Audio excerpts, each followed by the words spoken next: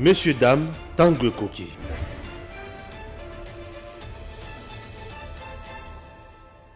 Nous sommes là à bord des Congo Airways. Chers compatriotes, Congo Airways, le léopard volant, fait toujours son travail.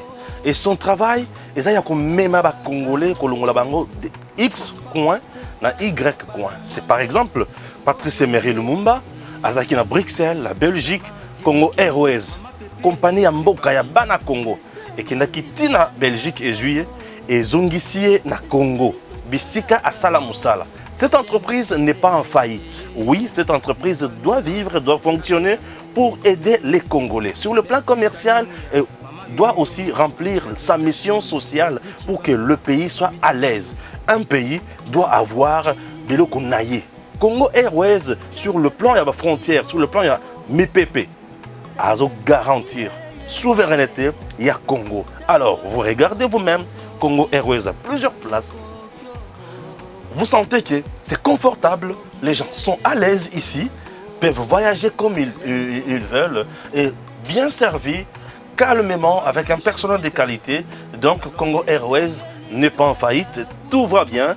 Alors nous demandons à l'autorité de faire convenablement son travail. Monsieur, dames, bonjour. Merci à vous d'être avec nous, fidélisés, pour que nous parlions Toubeta Masolo et la République démocratique du Congo. Comme d'habitude, je suis avec Monsieur Anissé Le Leka, qui est coordonnateur ou l'initiateur il y a un mouvement politique naé, le LPM. Mais nous allons parler avec lui, Mambouye Belé, dans la République démocratique du Congo, notamment sortie médiatique et acteurs politiques, Ming Bazagoluba. Vous savez, ça fait déjà du buzz, mais on va essayer de décrypter mot à mot aussi analyse certains acteurs politiques. Kabunda a parlé, ce qu'il pouvait parler. UDPS a répondu. Est-ce que c'était important que UDPS réponde via le secrétaire général, l'ancien secrétaire qui est aujourd'hui président de l'UDPS, Augustin Kabouya? Est-ce que c'était important de le faire, de répondre à cela? On va essayer de parler, puisque tweet est comme il peut moi et belé, et puis vidéo comme il belé. Quand on a mis cette vidéo à Kabunda, le baka, on remplacer à Bundisa Mugozamboka, à Zate, UDPS a le pouvoir de tirer sur Roya, la mis cette vidéo. Et tout à Kaboun peut ramasser vidéo au Kabouya comment il y avait des gens où il y a sollicité pour pas Kaboun. Une vidéo qui date déjà de longtemps, c'est une guerre qui s'est faite. Mais au-delà de ça, Franck Diong aussi s'est exprimé, il n'est pas d'accord avec Tshisekedi, il fait aussi de l'opposition, il s'est présenté comme candidat aux élections 2023. Et nous nous posons la question, qu'est-ce qui va se passer? Est-ce qu'on va lâcher Tshisekedi? Ce sont ces thématiques que nous allons essayer de réfléchir. Mais n'oubliez pas, loi électorale ici va voter qui yango. Loi électorale modifiée va voter qui yango. Est-ce que l'élection est ça les mains? La minute où Barthé Pouté Bakondongwana, il faudrait le dire comme ça, Kondongwana, un lingala vraiment très fort, le coup là Équateur Balubaka. Est-ce qu'ils ne peuvent pas penser aux élections? Les acteurs politiques se préparent pour des élections.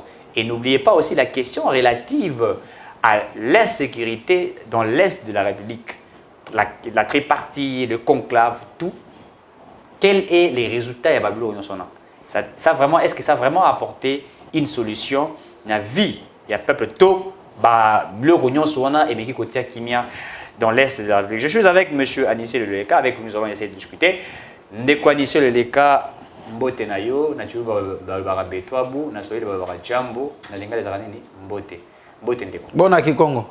Kikongo, ils ont invité Mtour Barakikongo, Bioi, Sangati.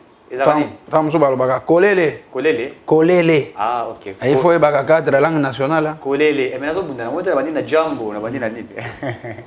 Très bien. Comment tu vas, mon frère? Je vais un peu bien par la grâce de Dieu. Je vais bien un peu, un tout peu. Ah, très bien. Coordonnateur, il y a LPM, mouvement politico. Ils arabes spirituel, ils arabes politico. Oui bien, très bien. Ils allaient tout ça, émission oui. Oui, bien, LPM, ils allaient les pouvoirs à marche. Oui, soutenir la vision. Il y a Mokonzi Yamboka, Félix Antoine Tshisekedi, il y a Lingi Kemboka qui est de Liboso.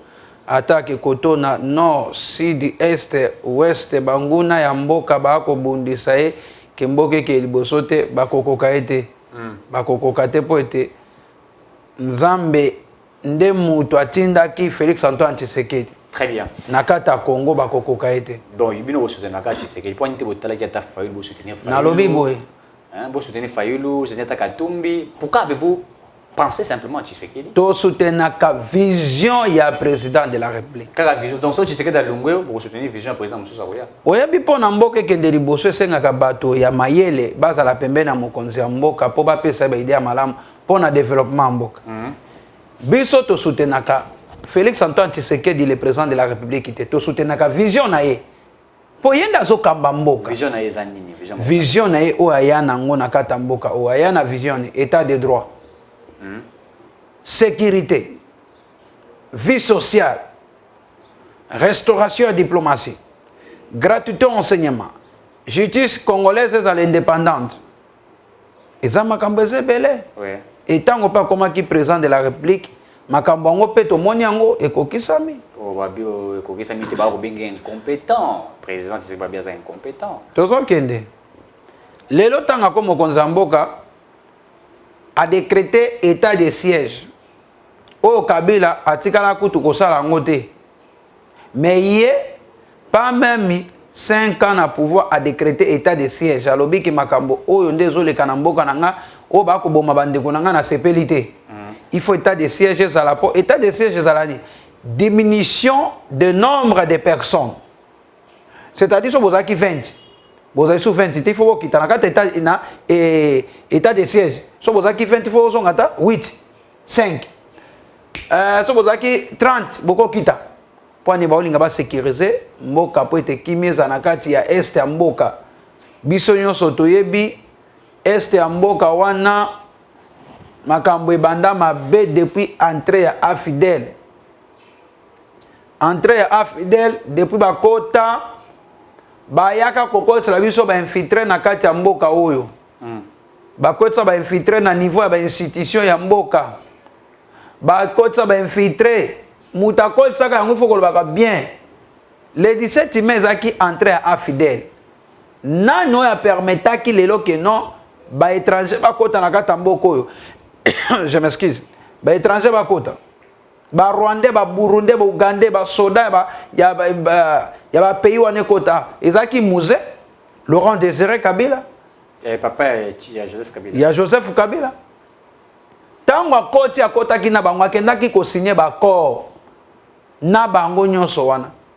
Akenda signer ko na Rwanda, Burundi, Uganda ke baya ba accompagner abenga na Mobutu po ya zo pouvoir ale bakor basalaki apesaka bango ndambo ya makambo mususu bayokanaka. Yangwana ozomona musée atubelaka avant que Nzamba soit molimo ne. Atubelaka lobini ne jamais trahi le Congo. Atubelaka po ayebaka ke no bakor asalaka na ba Rwandais na ba Burundais atekaka déjà mboka na bakor wana. Nde ozomona ayaka koloba ke ne jamais trahi le Congo. Po alobaka yango pourquoi? Po ayebaki ke aza mutu. Lobi okuna pa ko okufa. Yango na bino tika na mitubela na ngai na loba na nga déjà vérité. Ndo mona lobaka vérité, ne jamais trahi le Congo. À partir ya entrée à Fidèle ezaki entrée ya libération du Congo T. Ezaki entrée pour faciliter les infiltrés na kati ya RDC. Musée akenda kutu plus loin qu'on nommé James Kabarebe, chef général, chef d'état-major. Chef d'état-major a nommé que Azar Rwandais, yewana zonga na mboka na bango, tala de grembo kete kamaka. Tolongwe wana, makambo ya ba 1-23. Le 23 mars 2009, ba makambo kende ko sola kuna o basinyaka accord ancien régime ya Joseph Kabila. Basinyaka accord na 1-23 na ba 2012 awa. Tina 2017 1-23 comme un parti politique. Bana ba faciliter ki ancien régime. Akaka na ancien régime na ndozo mona lelo ba infiltrer ba kota leo na kati ya armée, na la police, na DGM, na ba ANE, na ba institution so l'état. Kende kuto ozaki DG soki ya DGRAD, soki DGI. Azaki Rwandais. Tala. Yangwana ozomona président Félix Antoine Tshisekedi atiaki état de siège pour na kosisa makambo wana ya est. Mutema malamu alingi kimboka neza malamu. Toke na makambo gratuité enseignement. a respecté qui article 43 de la Constitution. Tant a respecté article wana nana promulgaka la Constitution zaki Kabila non Kabila muta promulgaka le 18 février 2006 et certains articles ont été modifiés en 2011. C'est-à-dire que vous pouvez soutenir les régimes passés à Kabila et d'autres régimes de musée. Et vous vous êtes simplement dit à soutenir les régimes Tshisekedi maintenant.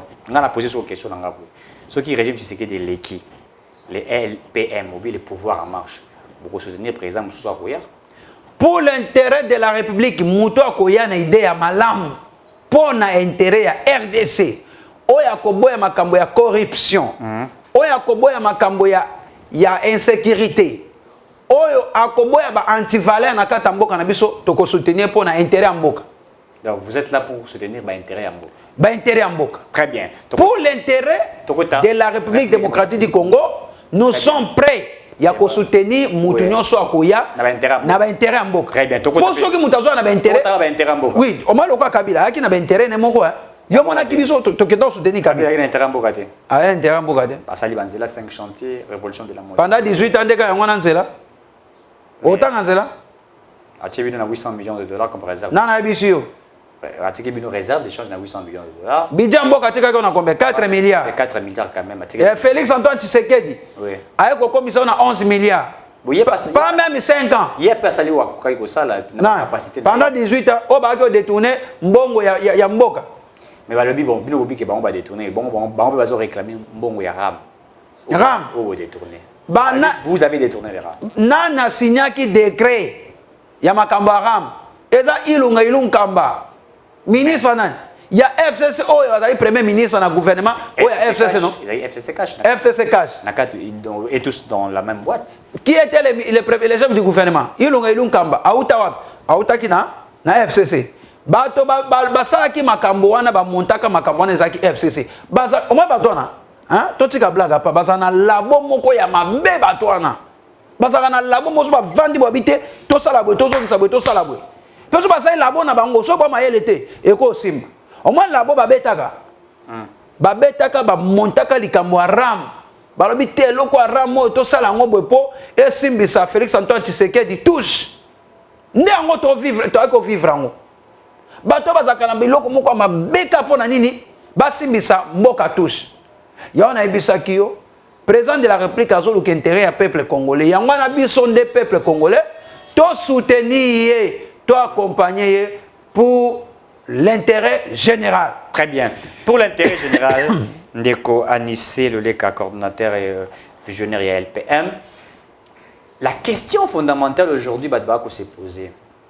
Kabunda tiki bino atiki na bobengani atiki bino ake ko créer parti politique na ye pas si na bino ezanini bobengani mutu mutasali parti politique na ye parce que pourquoi boza ko s'attaquer na ye bokomi ko bimisa ba vidéo ya sex tape bokomi ko loba n'importe quoi est-ce que mutu na bimisa ngo te na lobi yo te OK merci hein c'est à dire te longola ndenga longola nga bon Anissé le Leka te lobande bato mususu bakomi ko bimisa ba vidéo ya sex tape il pèse vous pesez en hôtel bah comme il ça va bloquer belé bah le bikutu a spolié bien l'état mais alors que quand il fit avec Tshisekedi président de la République on n'avait pas établi ces faits là bah tu n'as jamais collé c'est un côté pourquoi seulement maintenant Kaboun vous a fait quoi bon moni ngai tu connais j'étais à l'université j'ai fait mes études universitaires et je ne peux pas arriver ya koloba ke non si sabwe non batangi sabiso politique na université politique ba finga kate mais on critique on critique ce qu'on a muto opposition il faut chercher à critiquer muto dans le pouvoir et muto dans le pouvoir a kolinga a contredit bato ya opposition. C'est ça la politique. Politique, eza ya ko finga tende to mona ba misuba finga ka non ça ce n'est pas la politique. So moi mutazo finga on est comme haine. On est comme tribalisme. Politique est la bataille des idées. Vous comprenez? Politique est la bataille des idées. nazaka respect mingi na Jean-Marc Kabunda. Na respect na non, non, non, je ne peux pas. Ce n'est pas la politique. Politique, ba finga te. Politique, c'est bataille des idées. Yo pesi idée na yo, ngape na pesi oyanga. Suko na kata ba idée wana, bataille bandi, c'est-à-dire bitumba. Il y a contradiction. Oya ko gagner na ba idée na ye, ndi akozala supérieur. Et ça quand tozo ke na kata campagne non électorale. Ozo le convaincre ce ko population pour ba voter. C'est ça la politique. Oya zaki na discours il y a bien la population qui va voter. Oya zalaki na makanisa malam pour na mboka peuple va voter. Nous avons non na 2018 peuple a voté qui Félix Antoine Tshisekedi parce que discours ne zaka malam. Yangona lelo comme président de la République. Ngana kendaka ko sele campagne na Bikoro na Mbandaka na Bokungu kuna na Ingende na kenda ko sele. Mais côté na ngai naza ressortissa ya Ingende na Bikoro na Bokungu na Mbandaka Basankusu Ikela na kenda ko sele campagne. Bokungu. OK. Na Mbandaka. Na on est dans ba territoire na biso kuna. Très bien. Jean-Marc Kabunda nga ko finga te non non il faut tous un respect na ye.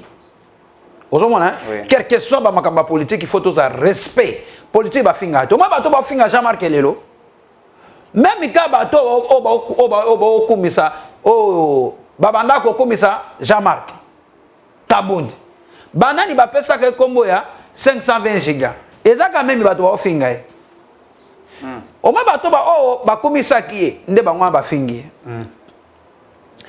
quand même il va tout commissaire lelo Augustin Kabuya le roi Salomon et moi na bouté général bango quand ba to ko finga e bana déjà ko finga e to yebi excusez pour nazana moi kosu za coronaté hein non jamais to zana kata ilanga yo moko yebi bari mezala très bien Jean-Marc Kabunda le père Etienne Tshisekedi wa Mulumba mutakenda ko nommé secrétaire général il y a parti pour bato boye ba moi histoire muke atato po eza nango télévision le père akenda anomaye secrétaire général mais na mitu na ka question nde bato bazo ba keno akenda ka kokosa Etienne Tshisekedi o azaka katange place wana na mona ngo eza flou Etienne Tshisekedi muto mayele docteur en droit bakende bakosaye pa na Jean-Marc Kabunda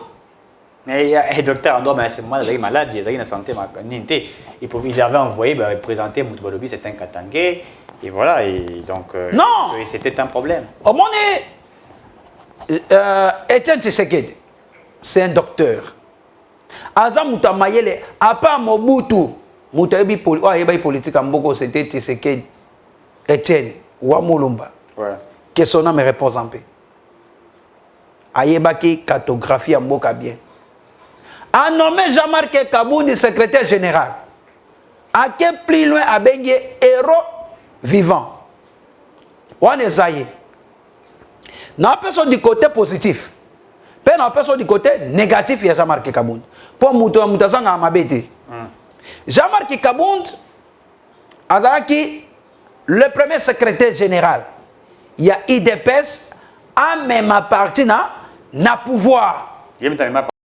C'est le premier secrétaire. Et ça histoire va changer en côté. Babongo la histoire. Le premier secrétaire, il y a IDPS. Par exemple, secrétaire général nous sommes les IDPS. Jean-Marc Kabunda a même parti na pouvoir. Tant a même parti na pouvoir, nazo moi va bien fait naé. Tout le monde qui a bandé ko défendre pouvoir. Biso so tout le monde qui a abandé ko dénoncer ba complot mususu oyo FCC abandé ko sala contre le président de la République. Akenda ko dénoncer kutu obiso so toyebi congrès oyo Mabunda na Tambwe Mwamba balinga ka ba convoquer na assemblée pour basani bakoisa président de la République na congrès benga ki babenga président de la République aya nde balinga ki bakoisa ye nano a dévoilé ki yango c'était Jean-Marc Kabunda à Kabound. Du côté positif. C'est-à-dire, alors, on est parti dans l'opposition, à même mission à pouvoir, ailleurs que ça nini, qu'on défendre le pouvoir. Pourquoi tu as un côté négatif? Oui, oui. Aujourd'hui, siko. Na côté siko yo, na négativité à Jean-Marc Kabound, ngapo na ngai fona loba. Biso ba combattant, étant que moi, Anissé Loleka. Jean-Marc. Oui. Jean-Marc Kabound a tika kopé sanga musalate. Nous avons très bien coordonnateur mouvement politique nayo combattant après parti à président na ba santé na kitoko. Non, tu as bisao. Botozo bimsa la tibla na ko qualifié. Non. Plus de $500 refandé dans zone. Non. Yo kana bisao. Musalate mon cher. Non. Moi de tout ça, photo ba vérité. Mes mains sont immaculées. Jean-Marc quoi? Sont immaculées, sans tache. Ah, OK. Jean-Marc Kabound atikala kopé sanga musalate. Atikala pe kobengi sangate kapé sanga musala. Mais Kabu ya mutabenga. Kabu ya patika kopé sanga musalate. Il faut tout la vérité. Benga yo quand même. Abenganga apé sanga musalate. Abenganga ni. Eza kabenga abande ko benga réunion ya ba leader ya ba mouvement na ba association. Naza réunion na bino. Ndeto ando za occasion ko kutana Kabu. On il faut y bango bien. Soki na lobinga ba combattant mususu ebele otoyebi. Kabu ya na Kabound. Ba combattant belé basa na se ya banzete sous les bois. Ozomona. Basa na se ya banzete. Ti lelo tozoloba basa misalate. Faut la vérité. Ba parlementaire debout. Ba président et ba sectionnaire. Vous tapez ça misalate Kabuya. Kabound. Yo bango mibale. Bango mibale apese. Yo faut la vérité. La majorité ba combattant basa na se banzete. Bango il fallait apese ba combattant nyonso na misala. Ba kokaki comment on appelle? Recommander. Recommander, voilà, le mot. Est-ce que Bango va le présenter qui va être fait na Bango? Mais il faut y aller. Ah non, tout ça solo là. Oui. Et ça va combattre Moussou. Nako yebisayo. Et beleti le tout ça la mais nous sommes des licenciés et nous sommes des gradués. Mais batebele ba bundela parti. Mabe ya Bango, mabe ya Jean-Marc Kabound il était le président AI.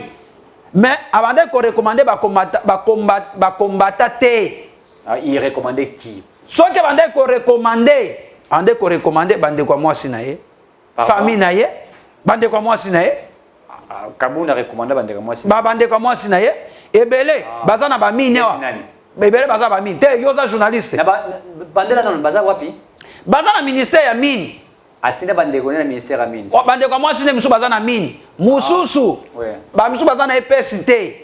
Est-ce qu'il a recommandé Tinda Bango? Bamso a Tinda Bango. Tu as besoin famille naïe, famille naïe. Na yoka, tu fais na bisao. Famille naïe. La vérité. Famille à moi si. Bamso su ba kenda ko sala. Mais biso, ba toto bunde la ka pouvoir. Atika la ko recommander biso te. Ata Tinda bino ata. Et l'autre côté. Na nino yo wabenga woni. Na. OCC. Sonal. Ata OCC. Ata bisika bikauka. Ah, et l'autre côté.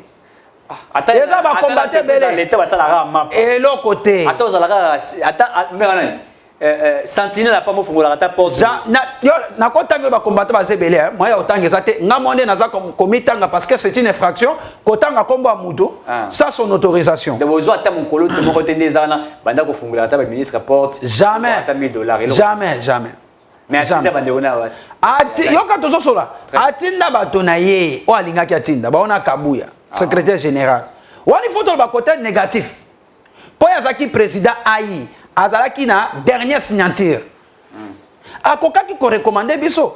Lelo biso toza recommandé te mais to bundela ka parti mi kolonyoso pouvoir na biso. Ça va sans emploi. Tozali ata sentinelle pas tozala gâté. Ata sentinelle pas. Mais nous avons le niveau études élevé. Moi qui vous parle, je suis licencié en droit public international. Très bien. Et je suis le président national, il y a le pouvoir en marche. Ba combattre belé kende na ba section na biso ya IDPS, kende na ba cellule na biso IDPS, kende na ba parlementaire debout na biso IDPS, o comment na bango baza misalate la majorité. Kende na permanence baza li banda permanence wana. Baza kebele. Toya kana biso nyos misale zate. Amusu baza na ma banda tongo tipo quoi 22h. mais yango zomona batala kapé botali non tozo kende eloka liboso wana yangwana ah ok abiso ba combattant akipa biso te mabeni yangwana c'est que liste exam là hier to sala kute fort to banda komona ka président Kabundi soko zobenga ye à l'époque banda ka telo téléphone obenga secrétaire général Augustin Kabuya ba ka telo biso téléphone bon finalement mais baza ba konzina biso ya parti mais ba kokaki ko sunga biso jamais muto biso na kotanga Jekobea il faut qu'on attende il est pas le roté est-ce va recommander jamais je crois azata le roté je ko ba recommander pété mais to mona bimisa bambongo ebele azakutuna non wala mbongo wana mswazio ngwa non je ko ezali moi je ko eza bato to compesa respect je ko be bato vraiment ba bundeli parti ba kenda pe prison il y a un mouvement sur les forces du progrès non vision fatine tes forces to ba pe force du progrès bon azala quand des président force du progrès ba beta ba biso ba makofia non ngati kala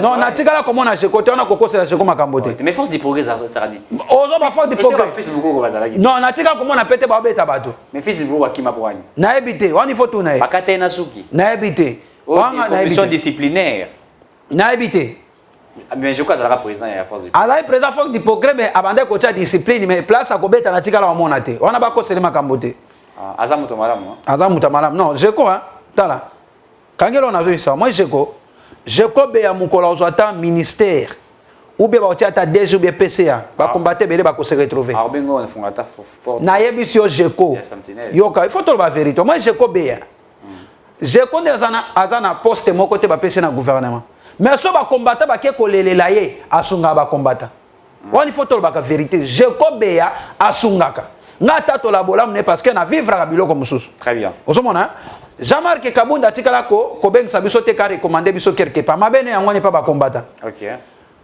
ay abanda pe kondima ba appel na biso te tolongo na mabene mususu yazali PCRT police routière te ba garde na ye ba banda ko kende ko tobola ka ba je m'excuse ba pine ya bato mais bato wana bado violer mibeko tozo kende non ba sens scénique tozo kende mais soki bato wana banda ko violer nzela ce n'est pas na cortège ya honorable Jean-Marc Kabunda kende tobola ba pine ya bato ozomona yazali vice premier président assemblée nationale ndenga zalaki akokande ko pesa rapport na numéro 1 ya la police routière pas sanctionner bato wana mais tant yo ba garde na ba kede ko tobola ba pine eza déjà infraction nul n'est au-dessus de la loi ozomona yazali kola mbeko ne loko wana très bien ozomona siko à part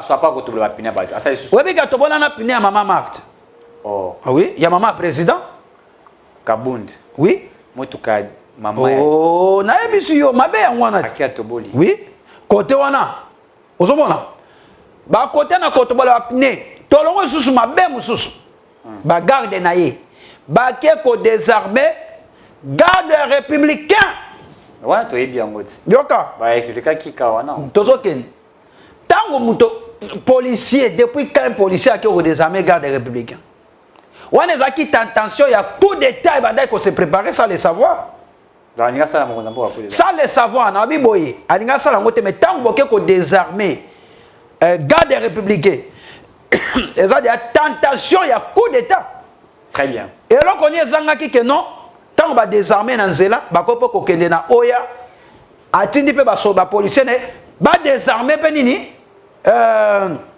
ba garde républicain ba sakuna na kata présidence et là ko mabe yango wana nyonso wana ndeza ko lakisa mabe na ye yango na bobenganye na parti ngana benganye ete au moins Jean-Marc qui va toge même pour na bobenganye non moi Jean-Marc Kabunda les lois c'est du parti politique yoka avec amoni c'est n'habité alliance d'échange ah oui alliance du changement n'habité de alliance il faut ça alliance pour na changer pour rapport bino balbi rien au moins Jean-Marc Kabunda atazana mabene na malam na ye oui mais moi ya ko radier ye ndeza et c'est pas sangati on il faut la vérité pour ça c'est pour mabe moninga yeba pe na tout na pe mabe ko koma bato pe ba osepela ngai eloko mabe na kolobela pona ndeko Jean-Marc ka pona ba pine na ndenge biso ba combattant pesa biso misala te recommanda biso te na ko désormais ba garde républicain bon aya pesa biso misala te bon kabu ya pesa biso kabu ya pas pesa biso lote so maza on a osani hein osani Kabuya.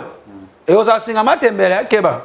Pardon? Singama Tembele. Kabuya pesa Singama Tembele. Yeba, oui, bah combattre Bele peut battre, mais la Keba.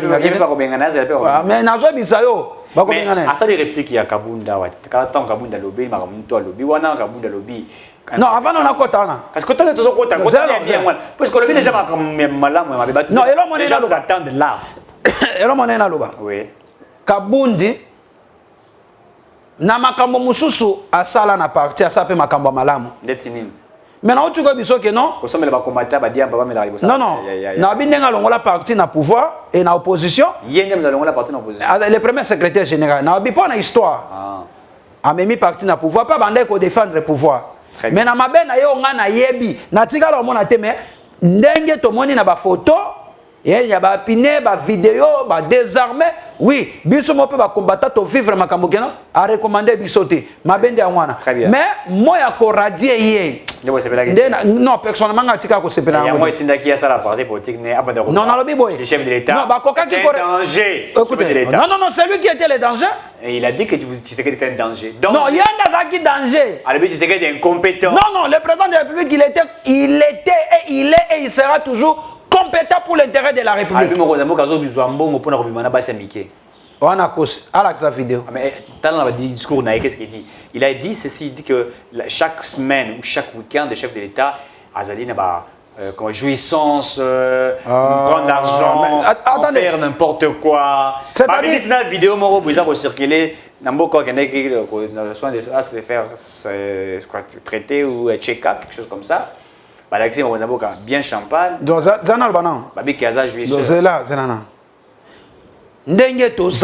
que le chef de l'État c'est un jouisseur? Attendez.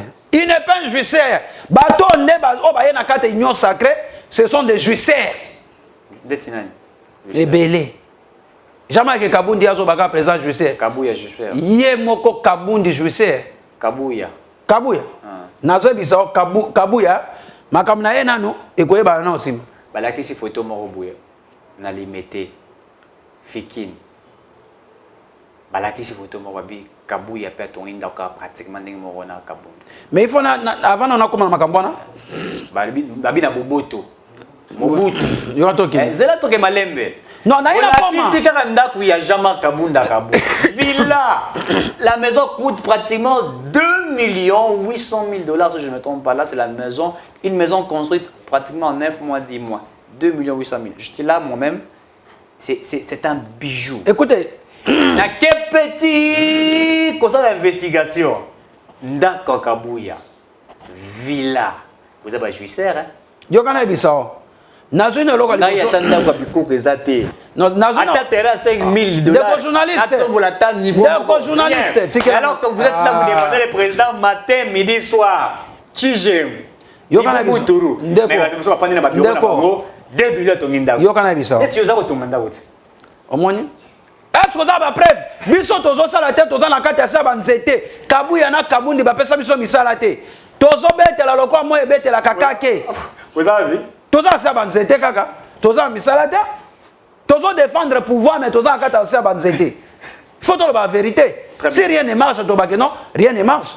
Ou tu peux faire Diogo Paboyi puis j'ai passé. Aux autres na question moi tu connais personne réponse. C'est là ça que ça n'y a pas. Non non non, il n'a qu'à répondre moko moko. Likambo ya Kabundi. C'est nga ngai photo kita. Likambo ya Kabundi na kolobela likambo ke non nde moya ko radier na tikala ko sepela nango te. Mais oya ko soma ko tikala ko sepela. Non zela tozo kende.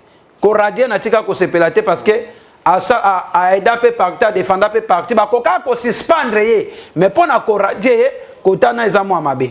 Mo wana ko longola mutu na parti c'est-à-dire à la sans trace eza mo mabe. Akoka ba ko ka ko suspendre ye mais moi comment on appelle?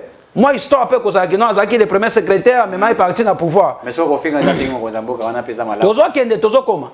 Tant à lobby jouisseur, le président de République kaza jouisseur. Yé mo kaza jouisseur Kabundi.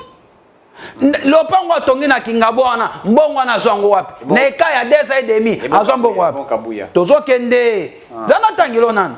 Non, Kabundi zela nan. Ozo embrouiller mission. T'es continuer. Kabundi ndako ya tongi wana azo mbongo wapi? Bon, ce n'est pas qui commissionnaire, il y a un ministre, pas nommé, il y a un pourcentage qui a été évité. Mais c'est un juicier à Zombongo Tonganda Kwanawap. Très bien. Stade ya Kingabwa, stade municipal à Waya Waya. Tu quand on a comme ça on a expliqué yo. Non non, tu quand expliquer tu quand expliquer. Expliquer tout ça. Terrain ya Waya Waya. Atonga yango Zombongo wapi. École à Kinsenso. 320 millions. À Zombongo wapi. C'est un grand jouisseur. Il y a quoi dans président de République bongo te? Bon, beaucoup ça beaucoup ça. Soit qui a zoba qui le président de République est jouisseur, c'est-à-dire pas qui n'a qu'à gouvernement, il était parmi les jouisseurs. Donc ça qui veut dire que tous sont des jouisseurs. Il y a l'obé kaza bateau régime à jouisseur. Tant azala qui n'a qu'à gouvernement, abanda ikolobate ba jouisseur était pourquoi? Très bien. C'est-à-dire pas qui jouisseur. Bon, le président de la République Makamba uti kolobaya chaque samedi. Le président de la République c'est un humain qui peut fêter chaque samedi. Non bien, c'est un humain. Donc, je vais vous attendre après mon cousin pour gâter les mines. Na. Zembo maï magana. Capella. Bon résident Mbumba. Mon cousin pour gâter les mines. Na lobi boy. Zelana. On va regarder. Un jour Kabila, Zelana. Un jour Kabila zaki na pouvoir. Kenda asomba kama ina boutique moko boy. Mais bon les jouissance. Osomona. Non na bi boy ya lobi que non président de République ando chaque week-end. C'est un humain. C'est un humain. Oui. Il parlait dans une boîte. Est-ce que non sur les réseaux sociaux. Est-ce que au moins na boîte de nuit? Tu n'as posé exemple c'est un humain non? C'est-à-dire que c'est un humain il peut tout faire. Un humain koko kende fait ben invité non le quoi président de République abengi na bengi se na libala nanga na pesa invitation aye. Bengi si tu sais que na libala na. Na ko bengi ça aye ba tipe ba caméra ba filmer. Mais ma bengi ezali. Donc c'est un humain. Ma personne na bali na bengi c'est mon zambo. Mais est-ce que ça m'a bé? Très bien. Ce n'est pas mauvais. C'est un humain à kenda stade de martyr. Très bien. À qui otala balle. Ouais. Match il y a le pan des obéta. C'est un humain. Bah c'est nebi soja comme na suka. Voilà. Et pour na kolbe alikambo ya kabuya. Ngai na yebite na tika comme on a te place kabuya za bandako. Ah OK. Na tika comme on a te ba mapango bino bozolo ba wana na tika comme on a te. Lokwa bino boza ba journaliste. Bon même ba caméra na bino lokwa bino boyebi adresse. Tu vas passer comme adresse ça dit. Ton adresse Mobutu, avenue Mobutu na Fikine hein. Na sima Fikine. Bon on a habité, c'est la première fois na yoka. Ah OK. Soit qui na lobeli makamba. Il y a un endroit où équivalent, il y a babi à dépenser peut-être pour moi ba ngaba kanga, il y a 1 million quelque chose comme ça. On a 1 million quelque chose comme ça. Bon un secrétaire général du parti au pouvoir. Mutu pas qu'on pèse moi non à quoi kabele peut quelque chose à sombi penda mais c'est pas un problème à kabele 1 million na habité montant merci ba quoi kabele peut mutu et monsieur Sili Seigneur je vais te recommander le commandant suprême de FARDC le chef de l'État président de la République Félix Antoine Tshisekedi Tshilombo. Notre Dieu, à partir d'aujourd'hui, il devient Josué. C'est parce qu'il nous fait entrer maintenant dans Canaan. Et tous les peuples congolais vont maintenant consommer le meilleur produit de la RDC. Au nom de Jésus, tout ce qui le combattra sera combattu. Tout celui qui cherchera sa mort, il sera mort. Si celui qui cherchera le malheur, il sera dans la malédiction. Tout celui qui cherchera les complots, il tombera dans les complots.